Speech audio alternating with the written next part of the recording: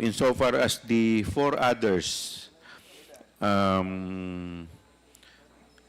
witnesses or resource persons that we already cited in contempt, as far as Edward Fajarda, Attorney Sunshine Fajarda, at sino pa ba? Gina Acosta, and Attorney Limuel Ortoño, we find their excuse as unacceptable, considering the fact that, like for example, in the case of Edward Fajarda, according to him, he is on official travel to monitor inventories and documents on November 10 to 15. However, the subpoena was issued to him and was received by him personally, according to COMSEC, last November 8. So, medyo lame po yung excuse niya. Ganon din po dun sa iba. Mr. Chair, if I may be recognized. Yes, Congressman J.J. Suarez, Deputy Speaker. Binabasa ko po itong pinadala ni Mr. Edward Fajarda. Hindi ko nga alam kung siya nagpadala nito. Basta ang nakasulat lang po dito ay travel order niya signed by Assistant Chief of Staff Lemuel Ortoño. Am I correct, Comsec, na ito lang po yung pinadala ni Mr. Fajarda? Yes, Your Honor. So, in other words, Mr. Chair, wala man lang siyang paliwanag personally or in writing to the committee as to why he is not available today.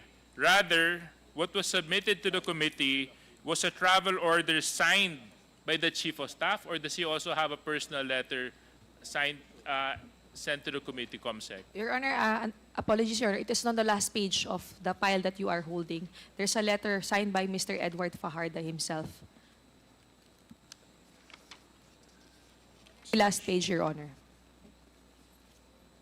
Dami kasing excuse, kaya... May I medyo proceed to makapal read, Your Honor, to make it easier for the members? No. We can get to that.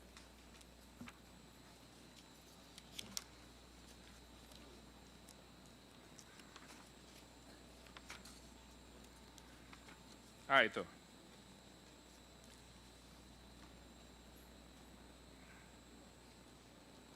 Yeah, so in the same purpose, Mr. Chair, well, thank you that he has sent a letter. In the same purpose, Mr. Chair, I believe that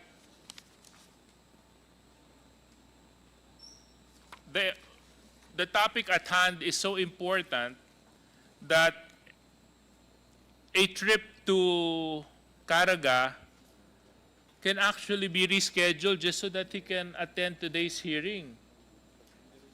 Natanggap niya naman po yung subpoena sa kanya. At alam niya naman po na previous to the subpoena that was received, he received it also via email. Other than that, he's been invited numerous times to attend the same hearing in the weeks past. So it is my position, Mr. Chair, that with regards to the letter of Mr. Edward Fajarda, this is unacceptable for the committee, Mr. Chair. Ganon din po sa iba, sa tatlo pa.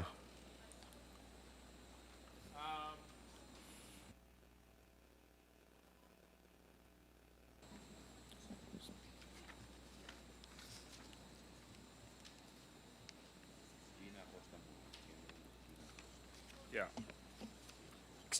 Mr. Chair.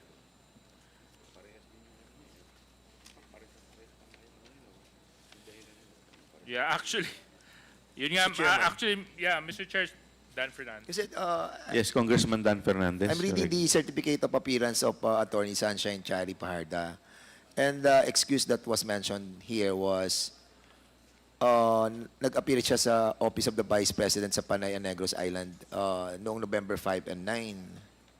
And attached here, andito po yung mga tickets. Well, ang question po natin, hindi ba nila pwedeng gawin sa ibang araw?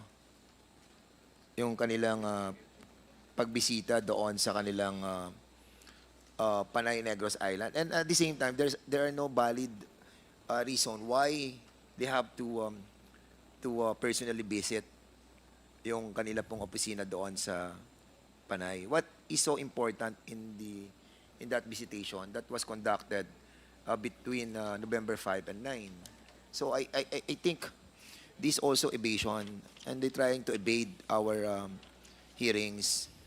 And nakakalungkot lang po. They're trying to run and hide and not to be with us. So, And the activities is scheduled on November 5 to 9. Today is November 11. yes, correct. So And- tapos na yung activities nila. Yeah, and there's no dapat reason, umattend po siya to, ngayon. to attend here. And I agree with the DS that this is not acceptable. In addition, Mr. Chair, doon sa sinabi ni Congressman Fernandez, medyo nakakapagtaka dahil pare-parehas silang umalis. Pare-parehas silang may travel order, pare-parehas silang pinahintulutan na umalis sa araw na may hearing tayo. Now, it makes me think that there's actually a malicious intent behind all these reasons and travel orders given to them just so that they can, again, avoid attending today's hearing, Mr. Chair. Congressman Isidre. Mr. Chair, I just want to put it on record, no? Because I remember during the last hearing, the same persons that we've cited in contempt actually made a statement refusing to recognize this committee or refusing to attend to this committee for the reasons as stated in a statement that was read in the previous hearing. I think I want to put it on record that by writing to this committee, they're basically waiving that position and recognizing. Therefore, I see no reason, Mr. Chair, that in subsequent hearings of the committee, they would be excused any longer, since they have already recognized implicitly or explicitly by the correspondence they submitted, and I concur with the earlier decision to recite the following persons in contempt.